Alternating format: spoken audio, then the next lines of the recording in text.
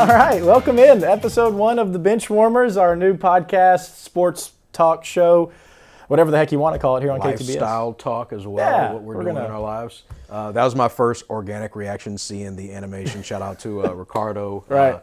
Getting that done, taking the pictures, and making us look like we're having a great time, because we are having a great time. Of course, that's the purpose of what we're doing here, and obviously it's a good example of you just see us two sitting here talking, but so many people put in so many hours of work on stuff like this, and this is an exciting project for us.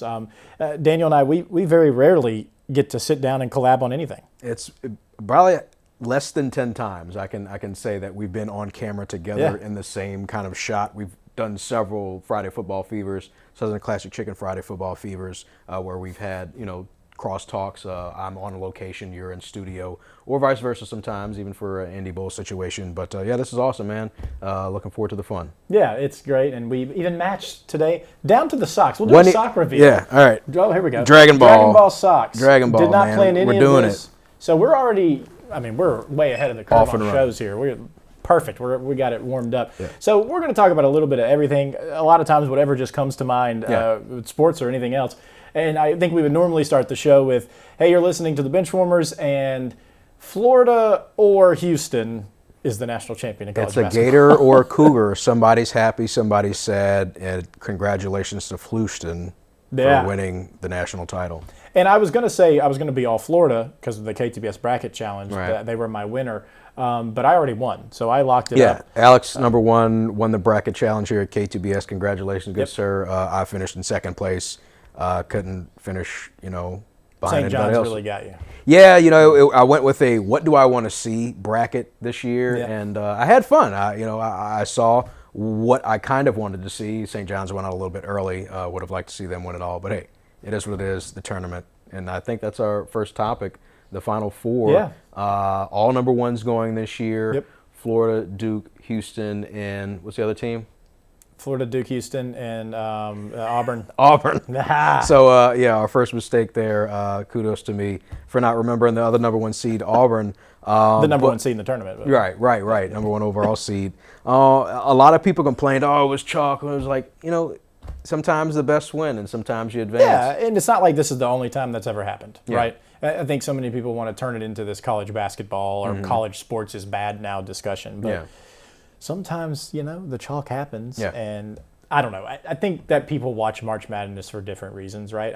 It's one of those very rare sporting events, kind of like the Super Bowl, where so many people that don't know anything about sports are at least tuning in casually. We had a bunch of people in our bracket challenge that guarantee they've never watched a full college basketball game. So you want to see the upsets. That gets people talking. But it's really that first weekend, that Thursday and the Saturday, the round of 64, and then into the round of 32 of what's the upset's going to happen? 5 over 12, a 6 and 11. But as long as you're semi-entertained with the games, they're very competitive. These kids go out there and they're trying to win, but we want to be entertained, and we kind of want our brackets to work out a certain way.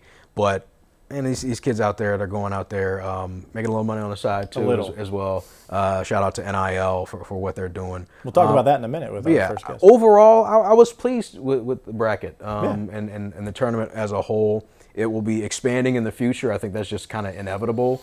We want to keep a uniformity. What I've seen is maybe expanding the first 4, if you will, more bubble teams getting in for that first matchup. So like, all right, y'all want to complain about being 19 and 15 and not getting into the tournament? Well, here's another chance to match up against a mid-major or, if you will, another team in a similar scenario. Y'all can play y'all way in outside of having the opportunity to play in the conference tournament in the first place. But the bubble just shifts, right? We see it in college football this year. Everyone's arguing about who's that. Someone's getting left out. Yeah. You do a postseason tournament. You do it like college athletics does it. It's a choice by a committee. Yeah. Some team is always going to feel slighted. What was the argument heading in? North Carolina over West Virginia, I believe it was. West Virginia was probably the biggest one that was left out compared to North Carolina. It didn't matter at the end. We got all number 1 seeds, and that's what we saw. Now, if you're coming here for a detailed breakdown of those Final Four games, definitely in the wrong place. I know you were working. Yes, I was watching Houston beat Duke while I was on set doing the news. Spoiler alert, sometimes I have a little small phone behind our little iPad situation, and I was watching that break down because I wanted Duke to advance just to help me on the points total as well. And it's not that I didn't want to see Houston win. Right. Kelvin Sampson making it there. Houston, a lot of anticipation and want to win from that program. They've been there in the past, wanting to get it done. But I was watching the tournament in very small spurts while also doing the newscast. And I was at a wedding, which obviously it was not a sports people's wedding because you would never get married on Final Four weekend. No. But it was from my Star Wars part of my life. A beautiful wedding. It was awesome. But I was kind of working too because I was the guy at the reception with the two phones running the games. I had the Florida game up on one phone. I had the Sabres game on the other. Yeah. And so then people just kept asking me what was going on. So I was kind of working as well. As long as you didn't pull an All-State Mayhem moment where you're like leaning back and pull the dinner cloth off the table. That did not happen. Now the power did go out. Okay. But that was because of the weather. Right. But my phones were still completely out of his control. Fully charged. And as for the game tonight, we're recording this on Monday. This will kind of be the way this thing goes. We record on Monday, air Wednesday. I guess we could do a pick.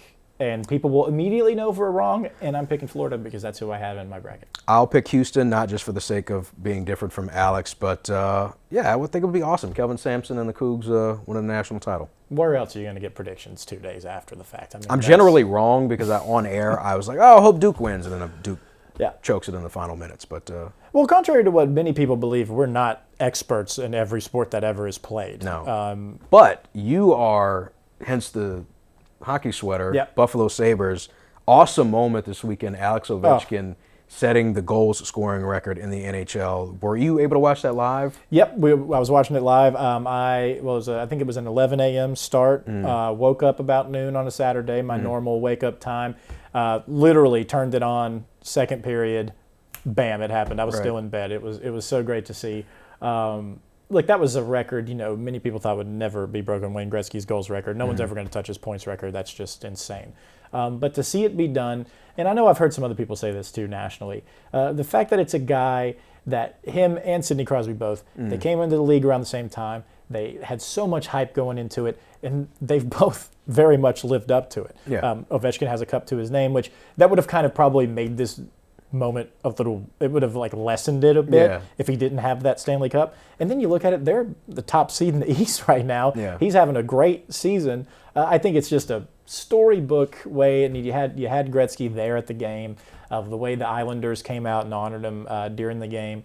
It was awesome. A hockey nerd, how do you not love it? It's similar to when we watched Drew Brees break all those records when he was playing. Yeah, I'm definitely not a hockey expert as well. I think I get several terms wrong. I think I said somebody was in the slot, but they were in the high point when they scored a goal. And Alex ad-libbed reading the highlights, picked it out perfect. But I know that's the Ovi spot where he did make the shot from I guess it was the left circle.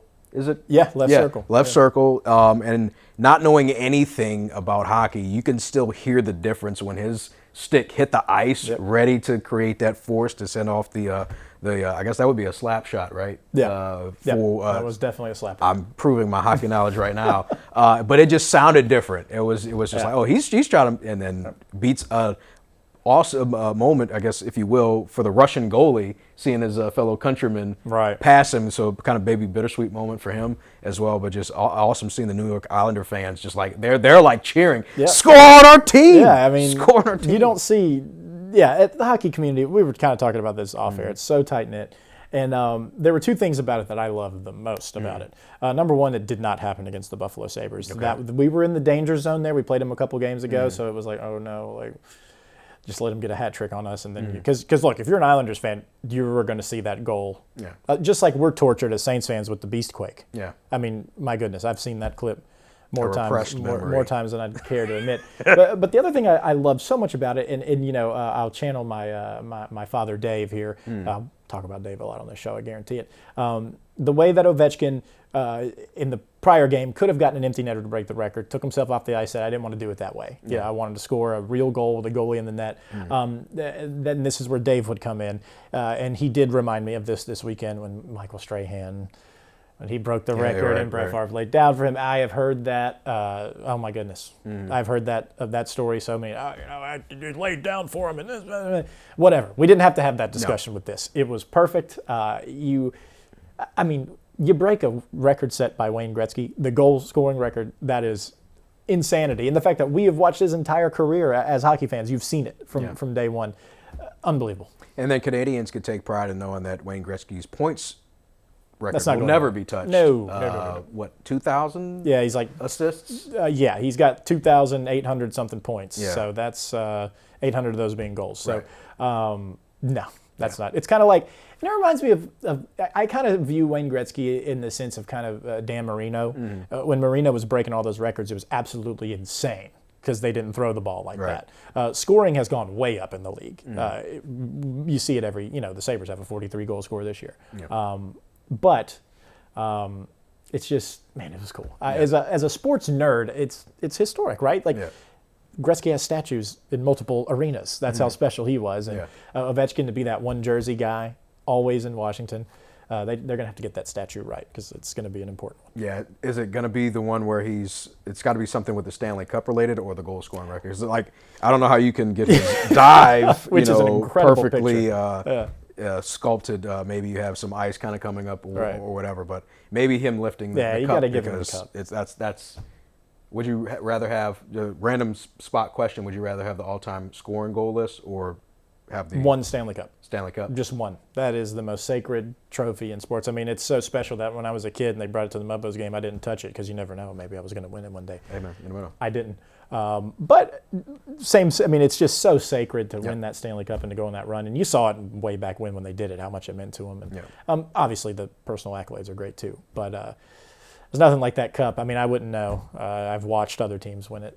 Yeah, one day the Sabres will do it. I mean, it has to happen. The Saints won a Super Bowl. I mean, the Buffalo Sabres have to win a Stanley Cup at some point. We're going to get to the Sabres in a minute, but we just got to make the playoffs first. Okay. A team that is in the playoffs, I live vicariously through because I don't know what playoff hockey is like anymore, would be the Shreveport Mudbugs. Shreveport Mudbugs, number 2 in the Null South, had to beat Corpus Christi twice to get it done, and they did it. Was there for the game Friday, got very chippy in the second and third periods, very physical, and had to win that Saturday as well. The Mudbugs able to get it done, earn that all-important bye, and just the Mudbugs, I guess I haven't really seen them play a bunch this season, but a scrappy team that had the talent to get this done. They were able to get it done. Head coach Jason Campbell, very excited to have that team. We'll have him on as a future guest on this podcast here, but the Mudbugs resting easy this week, getting some weary bones and muscle sores taken care of as they get ready for the long haul in the Robinson Cup playoffs. And they've been banged up. That's kind of been a reason that you've seen maybe a downturn in the past couple of months. They have had some big injuries. That week off is huge for them. And that's I'm sure you felt it in the arena Friday night, how important it was just to get that week off. And then, you're at home in round one, of course. And it does seem like the way the Null has gone, the South particularly, that they are going to face Corpus again in that first or second round technically. And Corpus is a team that I think first game of the year I was there and Corpus smacked them in the mouth right off the gate. This division has traditionally been, it's been Lone Star's year and then it's Shreveport's year and then it kind of alternates. Oklahoma snuck in there one year. But I think Corpus from game one kind of let everybody know, hey, we're here too and we want to be in this dance. Of course, Lone Star, they've had the South clinched for 90 some odd points just to kind of for context. Lone Star 90 points, Shreveport in the 70s. Yeah, so they're the class of the Null. That hasn't really changed. But the thing is that, man, when they meet in the playoffs, and hopefully we get there. I mean, the Mudbugs going to have to get through a team that we're assuming is Corpus first to get there.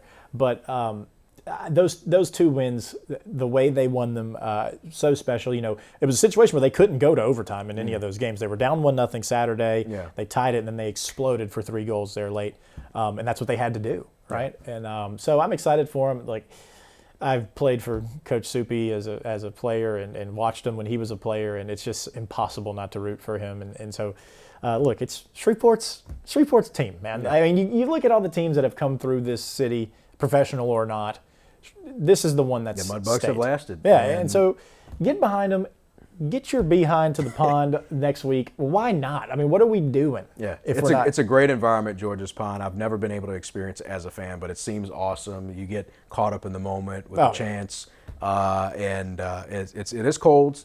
Bring a hoodie, bring a long sleeve shirt if you want to tough it out and wear some shorts and a short sleeve shirt by all means. But it's hoodie recommended. Get you some snacks, maybe an adult beverage, brisket nachos. Have a good time. Yeah, they're great. And so they'll be home next weekend. So next Friday, Saturday, games 1 and 2 of their series with we don't know yet.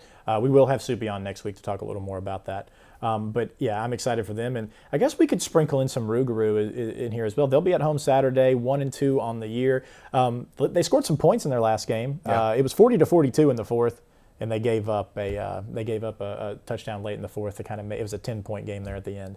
But you've been to more Rougarou games than I have, so. Yeah, it was one game. It was the preseason game, and just seeing that, it's football. Yeah. It's not obviously the whole full 100 yards, but some of the hits that you see, you don't see that called in the NFL, or it would be immediately flagged. Right. They kind of let them get away with a little bit more in the Arena League football here in Shreveport. But yeah, go support the Rougarou as well. A good team that wants to put on for the city. They're excited to be here, and show your support if you can. You can't say Shreveport doesn't have sports if you don't go to the sports. Right. That is the number one thing. And the Mudbugs don't have any problem with attendance, but they could use your help. I mean, it's playoffs. It's time to be there. I'm sure they'll give out the rally towels. I mean, you see the towels moving and the speakers going up. I mean, I'm getting excited just thinking about it, so we're fired up. What's also really exciting is the best team in Shreveport right now, the LSUS Pilots baseball team, number 1 in the nation in NAIA, undefeated. Just going to book it. I know this is in the future. I'm looking at the past. They're going to be 37-0 by the time this podcast airs. They're playing right now as we record this against Texas A&M Texarkana. So Brad Neffendorf has that program running like a smooth ship, and they are dominating teams. Yeah. They've scored double-digit runs in the majority of their games this 42? year. 42. Yeah, it was 42 in one game this year. It was like 90-plus runs over a 3-game span, and they've just been dominating over there at Pilots Field on the LSUS campus. Very intimate venue. Kind of fills up when they have hosting conference tournaments and hosting the NAIA playoffs. But LSUS Pilots dominating right now. We'll see how long that streak rolls because it is baseball. You figure at some point you're going to lose a game, but right now the Pilots they're humming along. I mean, geez, if you like offense, get out there to Pilot Field and go catch a game. And even if you want to go see a few runs, you'll just get a half inning and you'll probably be good to go with the way they score. So, man, that's been fun. I'm sure we're going to do a lot more with them. We should get Neff on the show definitely. as well. That's a he's fiery. Yeah. He's a good dude. He's a baseball coach. Yeah. He's got a little edge to him. But you need that. You need coaches with a little edge to get these kids, college athletes, focused and to be held to account. And Coach Neffendorf does that. And if the world of NIL is really getting on your nerves, here you go. Right. Go to LSUS. You watch some true college athletics, if that's the way you feel. I don't feel that way. Whatever. Kids make the money. So we're getting ready to toss it over to our interview with Cam Jackson, Haynesville grad, Florida Gator, Memphis Tiger, getting ready for the draft. We did want to debut our first segment here on the Benchwarmers. Yeah. The TO, timeout, or ticked off. What's bothering you? So I have a sports thing. Yeah. I don't think you have a sports thing. I do not have a sports thing. So this is we're kind of, it's a very fluid kind of what we're doing with the show. It can either be sports, whatever. It can be life, what's ticking entertainment. You off? What's ticking you off right now? And Alex, wearing the Buffalo Sabres sweater, what's ticking you off in this timeout? Okay, this little logo right here, this goat head, one of the best logos in sports, one of the best jerseys in professional sports, one of the best fan bases in professional sports. They have one of the best defensemen in the league. They have a 43-goal scorer this year, probably going to score more than Tage Thompson. And they can't make the playoffs, guys. This is going to be year 14, barring a miracle. And this is where the TO'd really comes in, right? You go to November, you lose 13 games in a row because Rasmus Dahlin has back spasms, okay? So that means when you get to March and you're winning 12 of 14 at home, you're out of it. And then and we've seen this with the Saints too, you play well right at the end, right? Derek Carr's going to figure it out, right? Look, he's getting it for these last 5 games. These are awesome. Look at this. And then what do we get when we get to the season? We get 2 good games and the rest is crap. That's what the Sabres have been doing for 14 years. We figure it out in March, so close to the playoffs. Oh, they were just 2 points back. We'll run it back again next year. We fall apart in November. We rebuild it in March. We barely missed the playoffs. 14 years in a row this has been happening, and this is worse than just sucking, right? Like this is like sports ineptitude. I don't want to say it. It's like purgatory. You're in this stage of fandom where every March They've won 4 in a row, 4-game winning streak right now. And even as I'm telling you this, the back of my head's like, well, Montreal could lose out, and there's a chance. There isn't a chance. There's never going to be a chance until they make a real change, and it's just not happening. Yeah, and that's too strong of a word. It's like you can see the positive light there, but then it gets taken The light's away at the end of the tunnel, right? Yeah. And then all of a sudden, the train comes, and then it's over. And then we start over again, and we do the same process. Whew! It gets me. Yeah. It gets me fired up. But I still love him. Yeah. I still love him. He's ticked off, but he still supports his team. Yeah. They play tomorrow night. Can't wait. I guess I'll go into my ticked off. It's very brief. We both love anime here, hence the Dragon Ball Z socks. Yeah, he's a little more into it than I am. So this involves a character on this show called My Hero Academia. The creator of My Hero Academia drew a picture online. It was posted on his Twitter. Hirokishi, that's his last name. I'm going to probably mess up some pronunciations here, but the character's name is Mirko, that's her hero name. Rumi Usagiyama. She's Japanese, but apparently to some people, the way the character was drawn was a little too, say, light-skinned. Okay. But instead of just enjoying a piece of artwork from the creator of said character, you had some people complaining that she was too light-skinned compared to her normal, darker, tanned complexion to where she looks black, African-American, if you will. Full disclosure, I am black. I know, may I not look it. I am light-skinned, my dad. Just revealing everything. Just, hey, we're getting into it.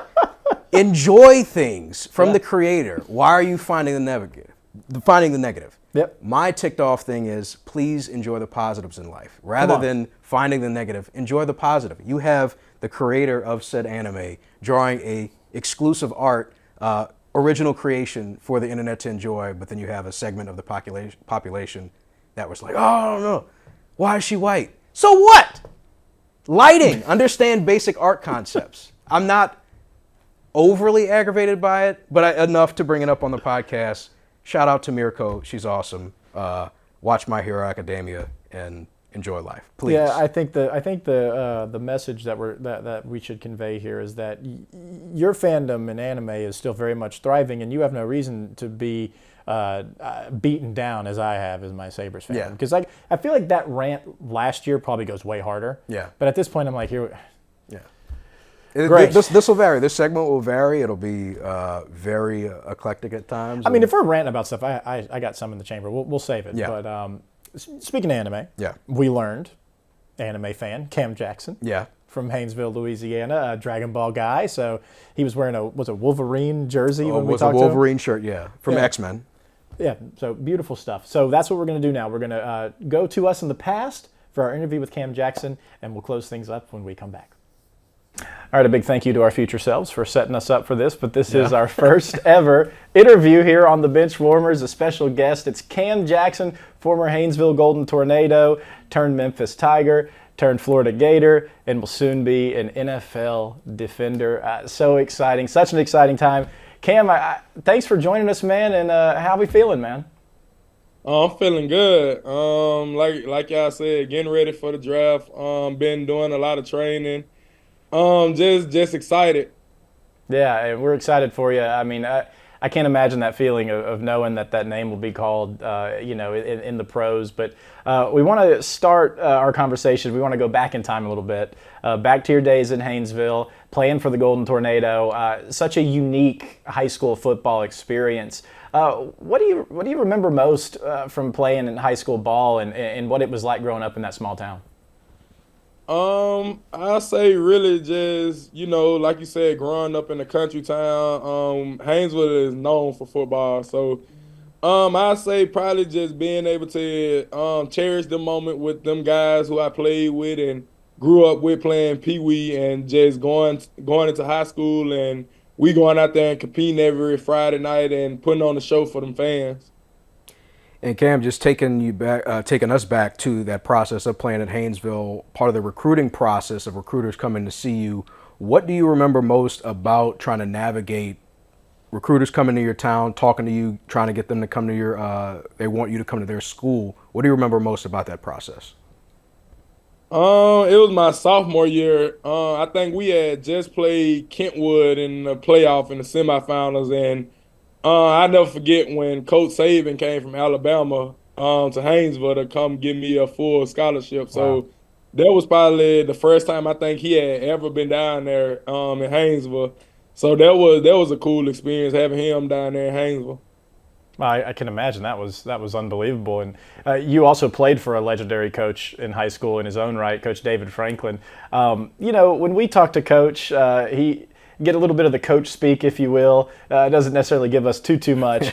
You got any great stories about Coach Franklin that might surprise us, or something that we wouldn't know about? I say probably when we played Junction City and he was talking to me before the game, just giving me the pregame speech, because I didn't know that I was gonna start the game. Right. And when they threw me out there, he was just, he was just telling me like just be relaxed and be calm. So just making sure that I went out there with my head on straight, and I think that's what really put my name out there to college coaches after we played Junction City my sophomore year. Now, I know you made plenty of memories at Haynesville, but is there anyone that stands out in particular, whether it's on the road or at home, from your playing days? Homer, for sure. Oh yeah, I mean, what was that? What was that game like every year? It was just like, it's exciting to play them guys.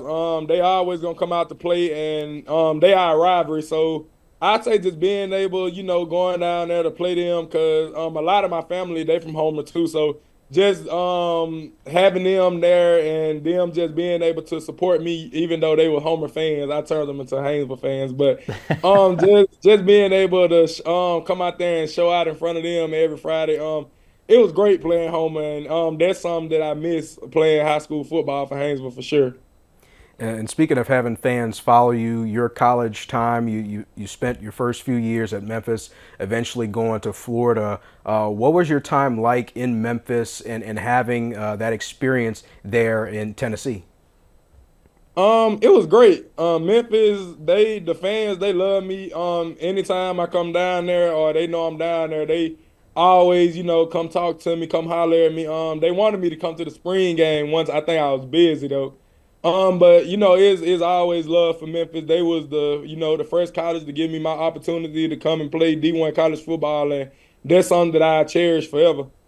And from there you go to Florida, obviously, and I love the parallel of you played in this high school football cathedral over in Haynesville, and then eventually in your college career you end it in a college football cathedral in the swamp. I mean, obviously vastly different environments, but what was it like playing at Florida, being in the SEC, kind of being at the highest level you could be in college ball? So playing in the SEC, that's really the closest thing to the NFL you're gonna get, because you playing, you playing teams like LSU, Georgia, Texas, them guys every Saturday. And just running out that tunnel playing in the swamp, it was different. I'll never forget in 2023 when I got there, I believe I became everybody fan favorite, just by how I carried myself on and off the field. And last season, it was, I think the most exciting game for me was probably beating LSU in the swamp. Right. So that game, it was real, it was personal for me playing them. Just being from Louisiana and was committed to them, and things ain't go how it was supposed to go with them. So being able to play them in the swamp and beat them with them guys last year, that was probably one of the most exciting games for me last season. Well, I can tell you who wasn't happy about that one was this guy right here, LSU alum Daniel Brown. It's okay. I can look at it objectively. I'm happy for our local athletes going and having a great college experience against the alma mater. It doesn't matter. That's not what he was saying during the game, dude. I don't know what to tell you. But less so about me, more about you. What's something that you wish you would have known as a 17-year-old, 18-year-old heading into college that you learned in your time playing college athletics? I'd probably say time management for sure. In high school, just being able to go to college and manage your time, because you got to look at it. You got school, you got tutoring, then you got football, and then after that you got recovery. So I say that'll probably be one thing. I say time management and just learning how to manage my time in high school. What's more difficult, actually going to class, in real life, or on Road to Glory on NCAA, just giving your little time on your academics there? Going to class in real life. For sure. Yeah, man, it's something that like kind of gets lost this era of college football. Like you're in class every day, you're doing all the things you need to do. I'm sure that was a huge part of your life. Yeah, it was. So most of my class was online. I had tutoring still, but most of my class was online. I think I only took one in-person class, and I was in Memphis when I took that class. So it kind of taking me back to Memphis. My next question: what was your favorite barbecue spot in Memphis? Oh, I had a few of them. Yeah, it was a few. Yeah, I can't name off the top of my head right now. But yeah, I don't want to get you in trouble with any local was, restaurants out there. yeah, especially in the era of NIL. Yeah. He might. Well, actually, let me tell you about my favorite spot. Right. But kind of along that lines of, you were kind of in that quasi period of pre-NIL, post-NIL. What was it like for you as a college athlete, seeing the dynamics of the economics of the sport change, where athletes could finally be able to capitalize off of their name, image, and likeness? I feel like NIL. I feel like it was helpful to a lot of college athletes because, like you said, a lot of players was getting paid off their name, image, and likeness, and that was good for us because like I said, we going out there and we banging with people every Saturday. So I mean, it was kind of good, to get paid off playing the game that we love. And for some, I say now for some people, like I feel like NIL is kind of bad for some college athletes because a lot of athletes don't be committed to the school, like they go there for the money. But but at the same time, it's helpful for athletes too. Yeah, certainly a balance when it comes to that. And you obviously seem like somebody who, even the way you speak about Memphis, who was very loyal to where you played. I assume that's how you felt. So as we move on now to you graduate from Florida, you're getting to that draft prep, you get an invite to the Senior Bowl. We've been to the Senior Bowl a couple times to cover it. It is such a great experience for media. I can't imagine for you. What was it like at the Senior Bowl, and how much do you think that helped you helped your prospects as you get up to the draft?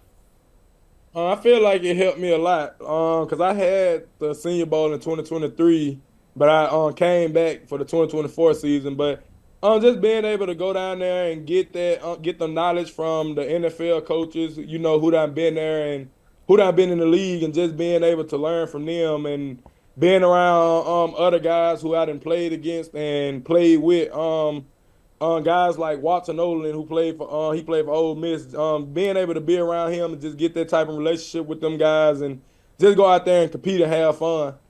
And who was there anyone, whether it be NFL coach or anybody, that you were kind of starstruck when you saw for the first time when you were in Mobile?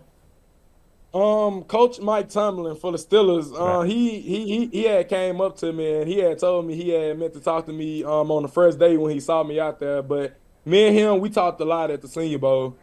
That's awesome. And have there been any other teams that have contacted you? Have you been on any facility visits? How has this draft process been working out for you in terms of talking to teams and getting prepared for the next stage of your life? So I done had meetings with the Eagles, the 49ers, the Kansas City Chiefs, Tennessee Titans, Panthers. It's been a lot of teams. I met with the Broncos not too long ago. But I go visit the Titans and Carolina next week. Awesome. Well, one of our directors punching this thing, Matt's a big Titans fan, so he'll be very excited to hear that. So shout out to Matt. And with that, I mean, gosh, is it still kind of a pinch yourself moment, or are you in the middle of this now and it feels normal, or are you still like, wow, this is crazy, I'm going to be in the NFL? It's still like wow, like, cause I mean, I believe I'm the first person out of Haynesville like to get drafted, and to go to the combine. So, it's big for me and my family just going through this process and. Because I'm the first person out the family to go through this whole process. So it's a real big moment for all of us. Yeah, it's special. And that is a great point. As successful as Haynesville is, we don't get this story, often, if ever. And you'd mentioned the combine.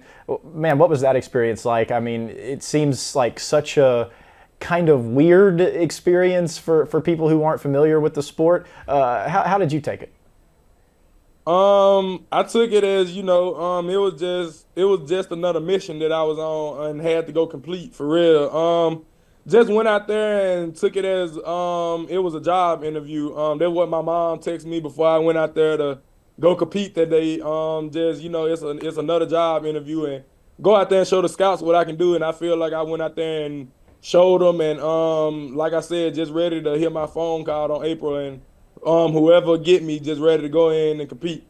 And I'm sure it doesn't matter where you're drafted. I don't know if you like cold weather, hot weather. Is there any particular region of the country you would like to be? What's your kind of thought process about where you end up in the NFL?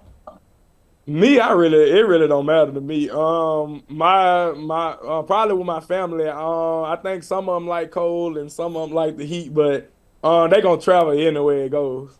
Right. Well, I think we were both looking for New Orleans. That's what we were wanting you to say right there. That's what we're hoping for. Did you have a particular favorite NFL team growing up in Haynesville?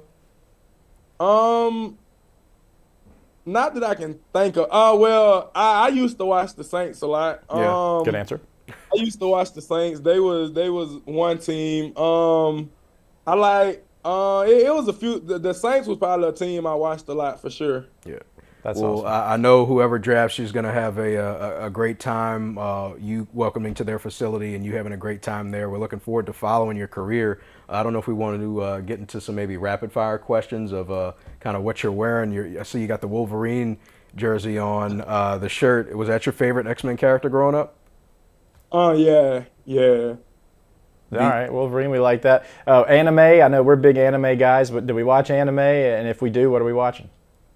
I'll be watching Dragon Ball Z. Let's go. There we go. I knew we liked you, Cam. Yeah, I'm a big Dragon Ball Z fan. That was the best answer you could have possibly given. Favorite character from DBZ? Goku. All right, sure. okay. So we're both Vegeta guys. Full disclosure. It's so, all right. It's all right. We appreciate the OG. It's Goku. He's the main. He's the main hero. You can't hate on Goku, man. And we were talking off camera. You've been playing that NCAA, which, I mean, that's even still. It's been out for almost a year, and that's pretty much what I play all the time, so I feel that. I did want to ask you something weird, and you can say no if you want, but I was, in the primetime games, right, they do the starting lineups for the team, so I would say, Alex Anderson, Houghton High School. Give us a preview. What's Cam Jackson going to say when he's on a starting NFL lineup and he's on a primetime game? How do you introduce yourself?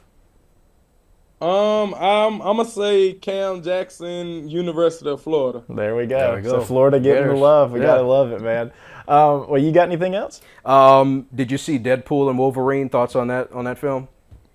Oh yeah, I actually enjoyed that movie. It was a good movie to watch. Yeah. The Logan throwback at the beginning was definitely interesting, but it was entertainment, and a good movie. Anything else that you kind of do for fun to relax? Because it's not all just football. It's not all preparing for these job interviews that you are going to have. What do you do to relax outside of, just focusing on your game?